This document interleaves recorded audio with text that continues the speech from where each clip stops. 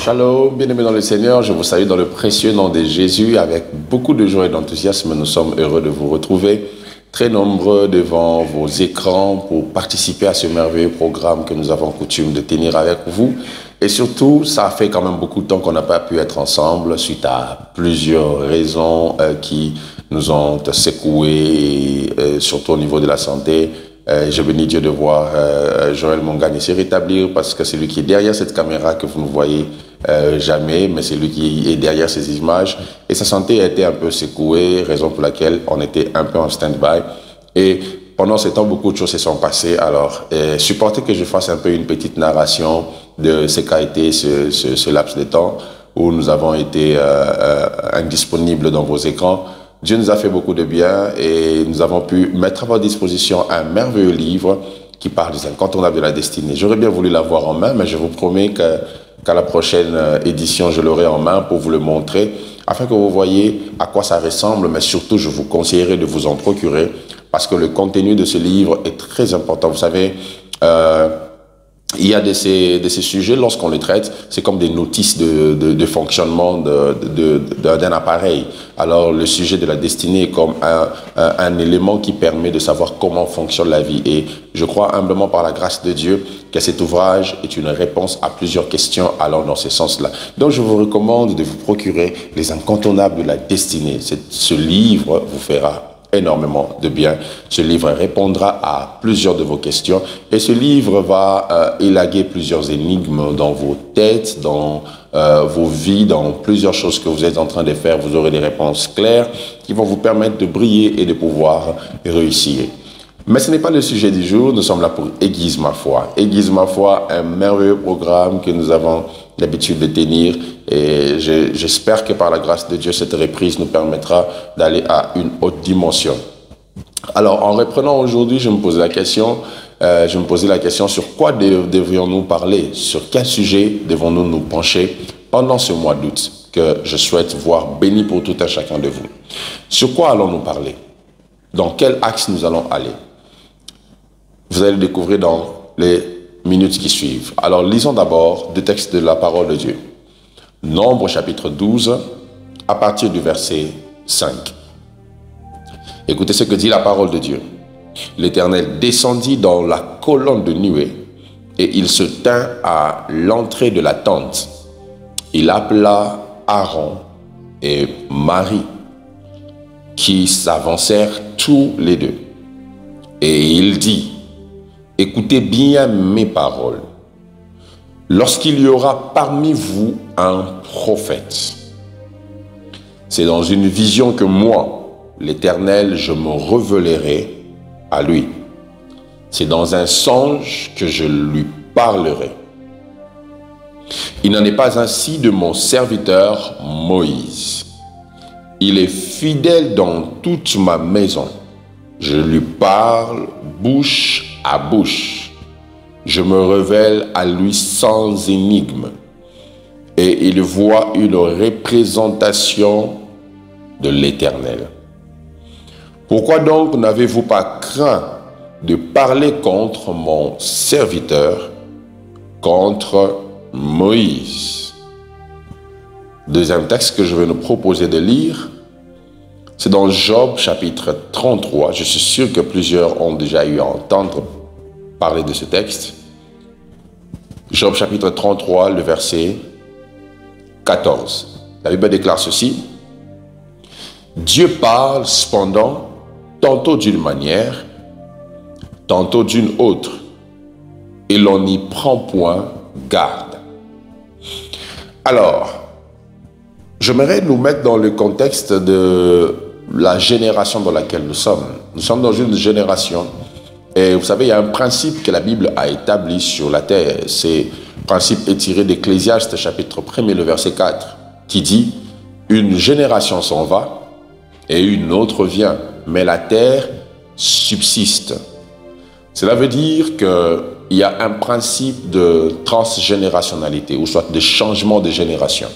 À chaque époque, il y a une génération qui vient. Et dans une génération, il y a des comportements qui sont comme des éléments phares dans la saison, dans la période, dans la génération. Et donc, ce qui fait que dans une génération, il y a ce qu'on appelle des vagues. Des vagues. Une vague est un mouvement. Une vague est un élément collectif qui atteint tout le monde. C'est comme un vent qui, lorsqu'il souffle, atteint tous ceux qui sont à sa portée. Donc, du coup, la vague qui vient dans une génération affecte, si pas tout le monde, plusieurs de ceux qui vivent dans cette génération-là. Donc, quand Ecclésiaste dit qu'une génération s'en va et une autre vient, ça veut dire qu'il y a un principe des vagues dans chaque saison ou dans chaque génération. Alors, ce qui fait que dans la période où vous êtes ou dans une génération, il y a toujours un élément dominant qui fait partie de la vague de cette saison ou de cette génération. Alors, du coup, c'est ce qui fait qu'il y ait même des dons. Je parle de dons en termes de spiritualité et même dans tout autre domaine, qu'il y ait des dons qui dominent. Je me rappelle à l'époque où nous on a fini les humanités, c'était une vague de faire l'informatique. Tout le monde, des fois même sans connaître sa destinée, je vous renvoie encore au livre, tout le monde voulait faire l'informatique parce que c'était une vague qui venait comme ça. Et en parlant de la vie chrétienne ou de la vie spirituelle, il y a aussi des vagues, des mouvements. Je préfère parler dans le sens spirituel pour ne pas parler dans le sens chrétien seulement, parce que les vagues spirituelles ne sont pas liées qu'à la chrétienté. Ces vagues touchent toutes les spiritualités. C'est ce qui fait qu'à l'époque des apôtres, il y avait une forte vague de miracles, et vous verrez que la Bible parle dans les Actes des apôtres de plusieurs magiciens, dont Élymas et Simon le magicien, qui faisaient aussi des miracles pour persuader le peuple. Donc c'était une vague spirituelle en cette saison-là.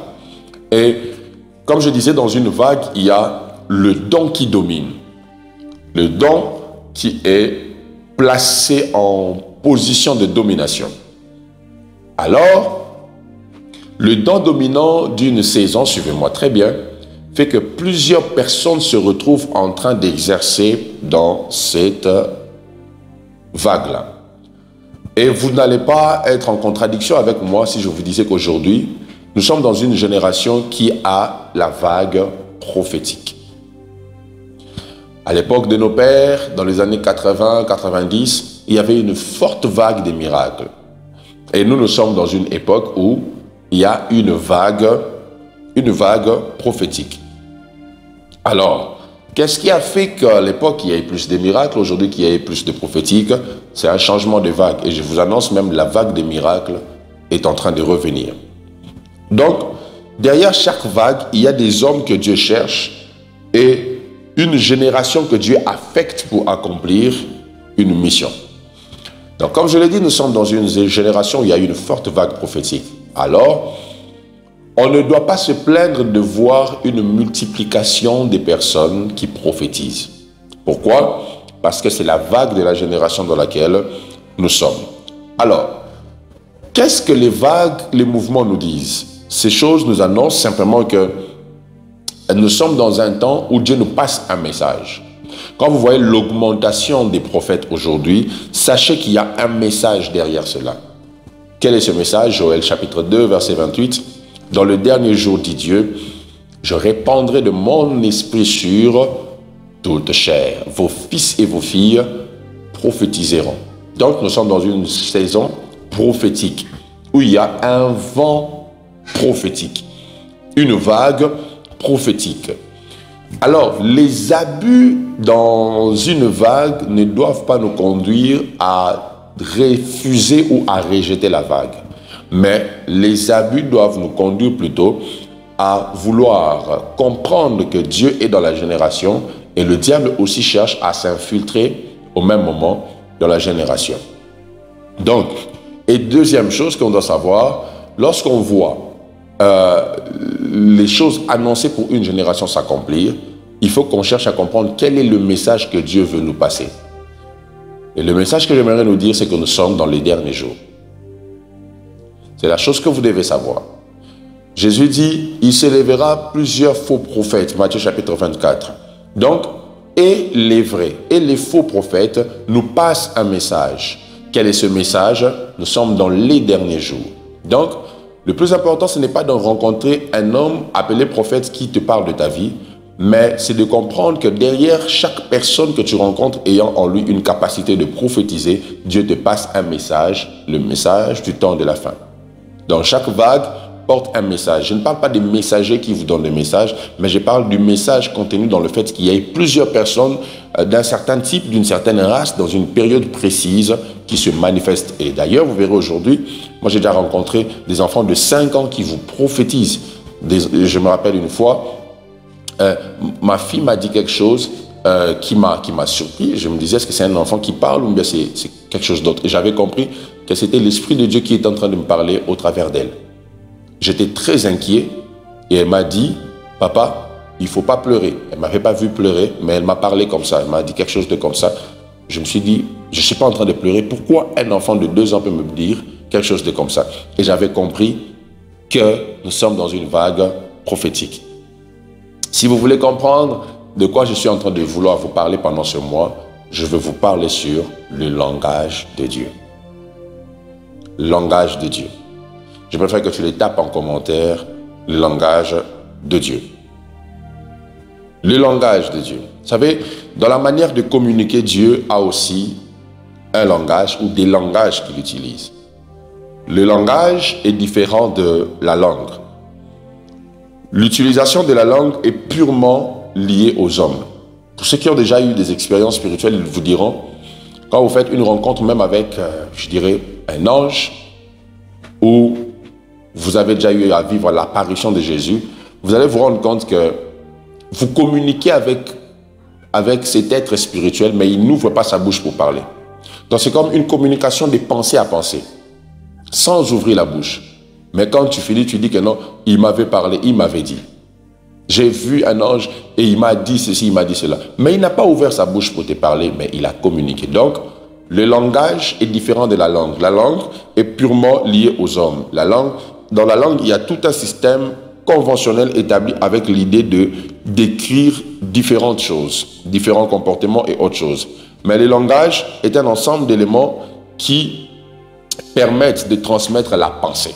C'est ça, en fait, le langage. Donc, vous allez vous rendre compte que dans la langue, nous utilisons des mots pour communiquer. Dans le langage, il n'y a pas que des mots. Il y a tout autre élément qu'on peut utiliser pour passer un message. C'est ce qui fait que les chiens ne parlent pas notre langue, mais les chiens communiquent par un langage. Donc, comprenez déjà aujourd'hui, alors que je suis en train de finir, quand on parle du langage de Dieu, on ne parle pas de la langue que Dieu parle. On parle de méthodes que Dieu utilise pour passer un message. Donc, vous qui pensez que Dieu ne peut vous parler que par la langue, sachez que Dieu ne parle pas que par la langue. Dieu parle par le langage. Le langage de Dieu peut être verbal ou non, mais ça passe un message. Le plus important, ce n'est pas la langue qu'on utilise pour parler. Le plus important, c'est le langage qui passe un message. Le but du langage, c'est de transmettre une pensée à un autre cerveau. Mais le but de la langue, c'est d'utiliser les mots que comprennent l'autre personne pour lui passer un message. Donc Dieu ne passe pas que par les mots. Dieu passe par des méthodes bien établies qu'il faut étudier dans la marche avec lui pour comprendre comment Dieu parle. Et c'est ce qu'on appelle le langage de Dieu. Donc, enlevez déjà dans vos esprits que Dieu parle une langue. Sinon, vous attendrez longtemps voir un Dieu qui vous parle français. Il peut le faire, je ne le refuse pas. Mais vous allez comprendre avec moi quand nous allons avancer que Dieu parle plutôt un langage. Et plus on ne comprend pas son langage, plus on ne pourra pas communiquer avec lui. Et je prie pendant ce mois que Dieu éveille ta capacité de comprendre son langage. Dieu parle à tout le monde, mais Dieu ne parle pas par le même langage. Et c'est ce que nous allons découvrir pendant ce mois.